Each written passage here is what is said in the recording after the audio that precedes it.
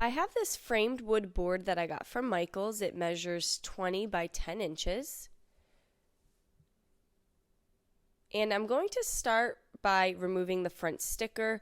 Sometimes if you're having trouble removing these, you can just put a little bit of heat to them and they come off very nicely. I'm going to take my Wise Owl Snow Owl paint and I'm going to give the entire board a good coat of the Snow Owl. And when it dries, you can also give it a second coat for better coverage.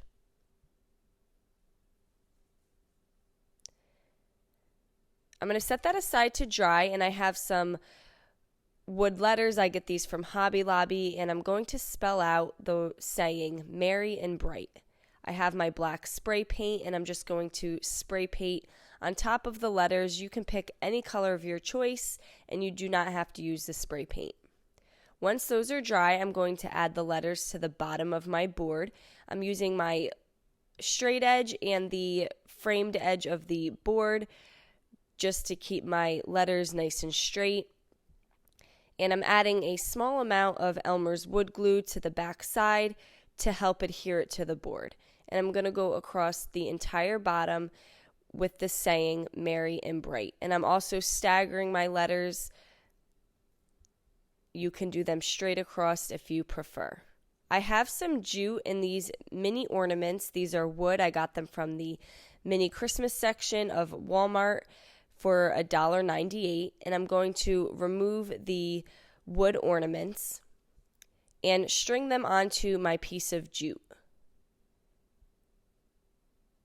And I'm going to be using all 6 of them. These were really a nice quality. If you cannot find the wood ones, they had felt-shaped lights at Dollar General that would work as well. And then I'm going to attach this to my board. I found the easiest way was to drill a hole using my drill in the top left and right corner of the board. There are other ways you could adhere this. You could just glue the edges down. Once I drilled the holes, I strung the ends of the jute through the hole that I had drilled. Sometimes adding a little bit of tape to the ends helps it go through the hole a little easier. But once you have the jute through the hole, you're just going to pull it until it's at the length hanging that you want. And I'm just going to hold that down with a staple.